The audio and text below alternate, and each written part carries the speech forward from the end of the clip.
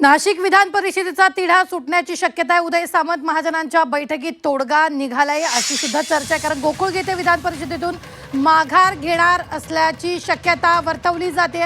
नाशिक विधान परिषदेचा तिढा सुटण्याची शक्यता आहे। दोन्ही मंत्री पत्रकार परिषद घेऊन घोषणा करणार असल्याचं सुद्धा कळतंय आणि सकारात्मक चर्चा झाली असून उद्या सकाळी 11 वाजता दोन्ही मंत्री पत्रकार परिषद घेऊन घोषणा करतील अशी चर्चा सुरू झालेली आहे।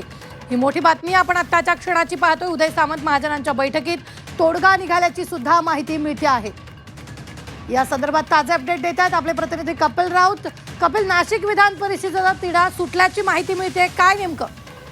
नक्कीच सर्वांचं लक्ष ज्या विधान परिषदेकडे लागलं होतं अशी नाशिक विधान परिषदेचा तिढा सुटला आहे असंच आपण बोलू शकतो। अशी खात्रीलायक सूत्रांची माहिती झी मीडियाला मिळालेली आहे।